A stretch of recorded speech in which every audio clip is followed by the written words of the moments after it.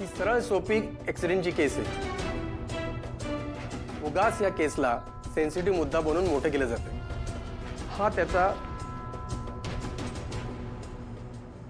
हा पंचनाम्याचा रिपोर्ट आणि हा अपघात म्हणून दिलेला क्लोजर रिपोर्ट.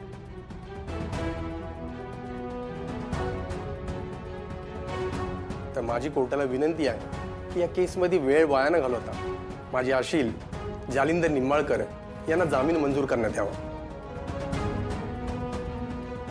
माय लॉर्ड, माझे वकील मित्र पुरुषोत्तम साहेब आत्ताच असं म्हणाले की विटनेस बॉक्समध्ये मर्जीतली व्यक्ती आलेली आहे.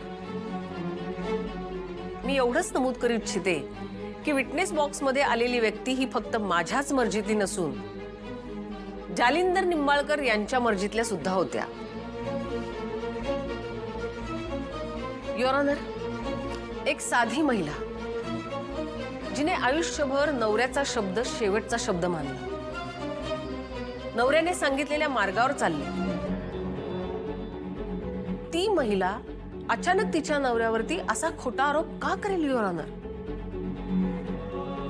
आणि तेही साधा सुद्धा आरोप नाही, तर पहिल्या पत्नीच्या खुनाचा आरोप. युअर ऑनर, मिसेस मालनना जालिंदर निंबाळकर यांना अडकवायचंच असतं तर इतर कुठलाही आरोप करू शकल्या असत्या त्या, पण पहिल्या पत्नीच्या खुनाचा आरोप मोठी गोष्ट आहे ना ही.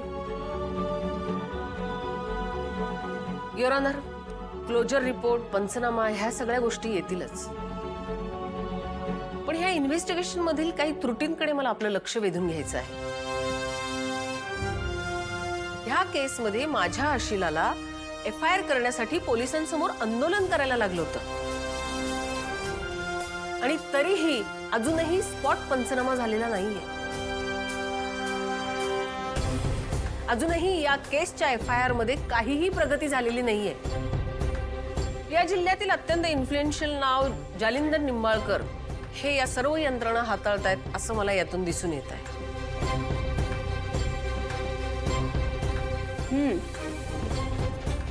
स्पॉट पंचनामा रिपोर्ट मिसिंग आहे.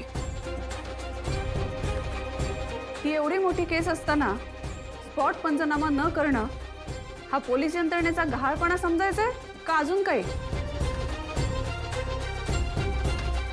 हे कोर्ट पोलिसांना सक्त ताकीद देत आहे की या संपूर्ण प्रकरणातला स्पॉट पंचनामा रिपोर्ट लवकरात लवकर कोर्टासमोर सादर करायचा आहे. आणि आता हे संपूर्ण प्रकरण हाताळण्यासाठी एक नवीन इन्व्हेस्टिगेशन ऑफिसर नेमण्यात येणार आहे.